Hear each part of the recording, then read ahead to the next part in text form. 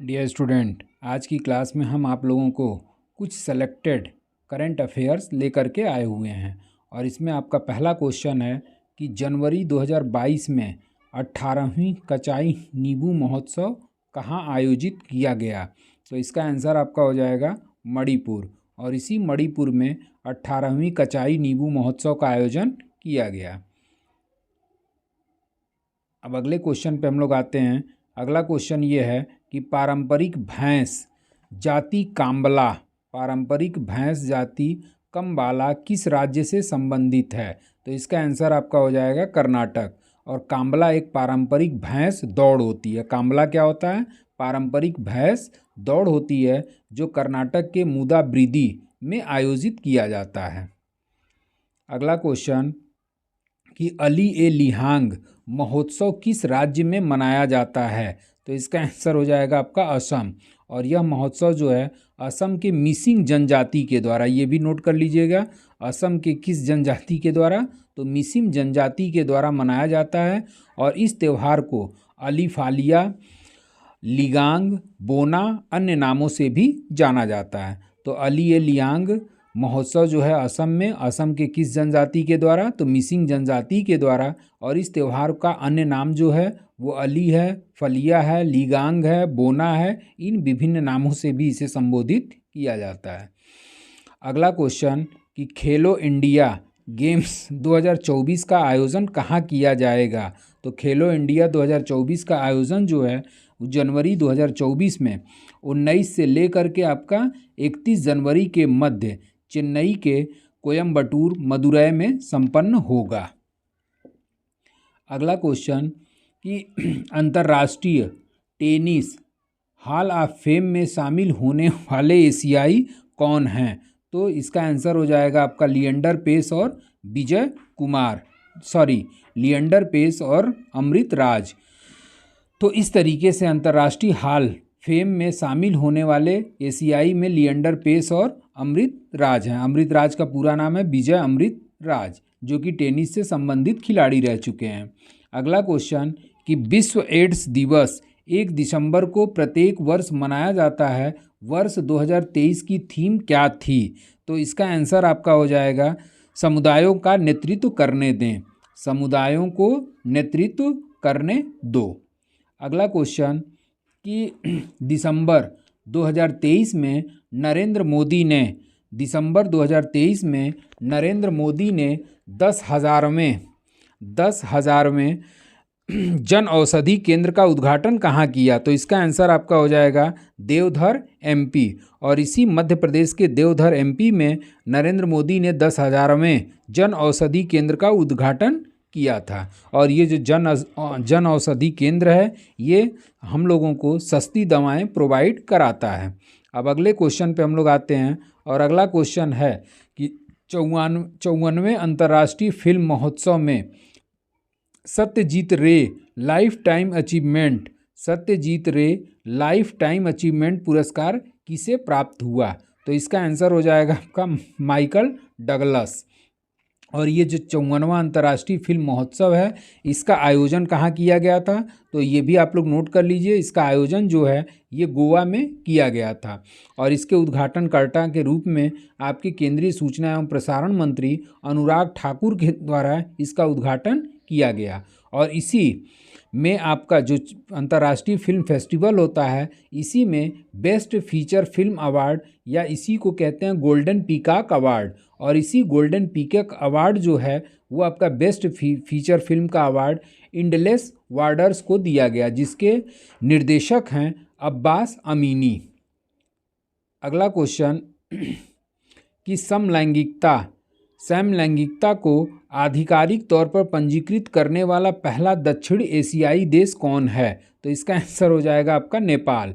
और इस तरीके से समलैंगिकता को मान्यता देने वाला विश्व का जो पहला देश है वो आपका नीदरलैंड। और जबकि दक्षिण एशियाई में इस तरीके की मान्यता देने वाला या समलैंगिकता कानून को मान्यता देने वाला दक्षिण एशियाई देश कौन सा बन गया? आपका नेपाल। जबकि अन्य देशों में अफ़गानिस्तान हो गया, ईरान हो गया, कतर हो गया, संयुक्त अरब अमीरात हो गया, नाइजीरिया हो गया, इस तरीके के समलैंगिकता से संबंधित जो भी होता है कानून, इन देशों में एक तरीके से गंभीर अपराध की श्रेणी में रखा गया है। अगला क्वेश्चन कि बंगाल की खाड़ी में बने चक्रवात मैकोंग का नाम किसने दिया? तो मैकोंग का नाम देने वाला जो देश है वो है आपका म्यांमार। और 3 दिसंबर 2023 को, नोट कर लीजिएगा, 3 दिसंबर 2023 को मैकोंग चक्रवात आया था और तमिलनाडु, आंध्र प्रदेश, ओडिशा में इसका सबसे ज़्यादा असर दिखाई दिया। और जो ये मैकोंग है, ये मैकोंग जो है एक म्यामी शब्द है जो वर्ल्ड मेट्रोलॉजिकल ऑर्गेनाइजेशन के मुताबिक मैकोंग को म्यामी भाषा में मिगजोम भी कहा जाता है, जिसका अर्थ होता है ताकत और लचीलापन। अगला क्वेश्चन कि किस देश का अंकोर वाट मंदिर इटली के पेम्पोई को पछाड़कर दुनिया का 8वां अजूबा बन गया? तो आंसर हो जाएगा आपका कंबोडिया। और इसी कंबोडिया में जो अंकोर वाट मंदिर है वो दुनिया का 8वां अजूबा बन गया। और इस कंबोडिया में अंकोर वाट मंदिर का जो निर्माण किए थे वो सूर्यवर्मन द्वितीय के द्वारा किया गया था। और यह अंकोर वाट मंदिर जो है ये किस देवता को समर्पित है? तो यह विष्णु को समर्पित है।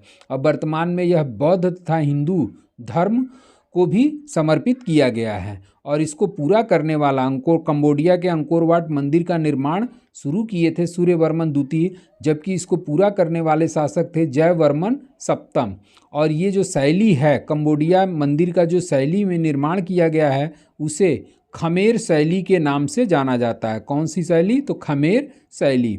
अब 8 अजूबा अगर आप लोगों को नोट करना है तो रोम का कोलोसियम है, पेरू का मानू पिचू है, जॉर्डन का पेट्रा पेट्रा है, भारत का ताजमहल है, उसके बाद से ब्राज़ील का क्राइस्ट डी रिडीमर है, चीन की दीवार है, चिचेन इट्जा जो कि मैक्सिको में स्थित है, और लास्ट आपका 8वां अजूबा कौन हो गया? तो अंकोर वाट मंदिर। तो इस तरीके से 8 अजूबा में आपका भारत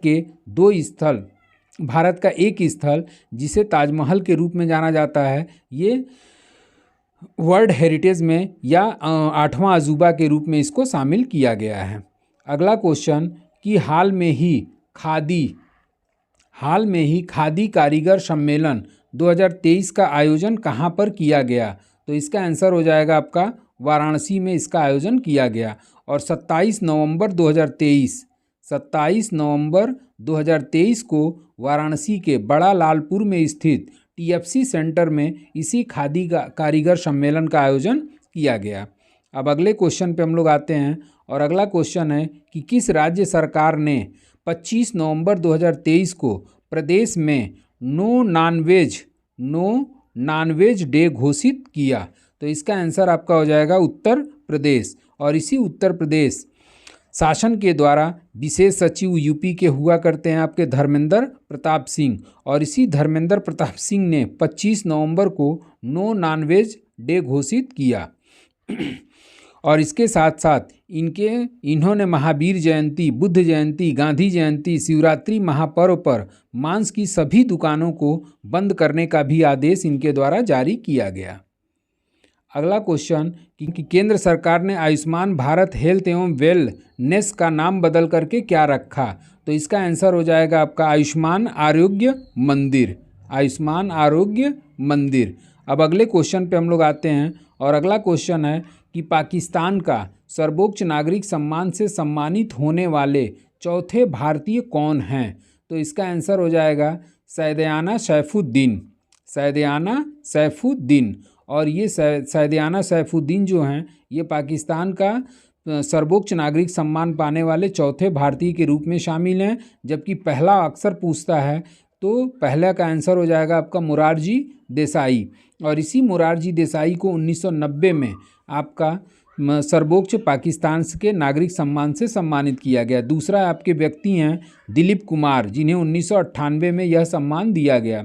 और तीसरे हैं आपके अली गिलानी, और अली गिलानी को दिया गया था आपका 2020 में। तो इस तरीके से आपका चौथा जो व्यक्ति है जो पाकिस्तान के सर्वोच्च सम्मान निशाने पाकिस्तान से सम्मानित हुए वो हैं आपके सैयदना सैफुद्दीन।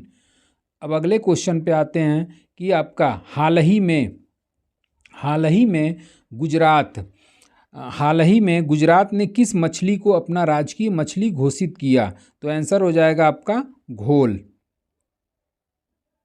अगला क्वेश्चन कि आईसीसी अंडर 19 वर्ल्ड कप 2024 का आयोजन कहाँ पर होगा? तो आंसर हो जाएगा आपका दक्षिण अफ्रीका। और इसी दक्षिण अफ्रीका में आईसीसी अंडर 19 वर्ल्ड कप 2024 का आयोजन किया जाएगा। तो इस तरीके से ये 15-17 क्वेश्चन करंट अफेयर्स का हमने आप लोगों को सॉल्व करा दिया। तो आज के लिए बस इतना ही। Thank you so much.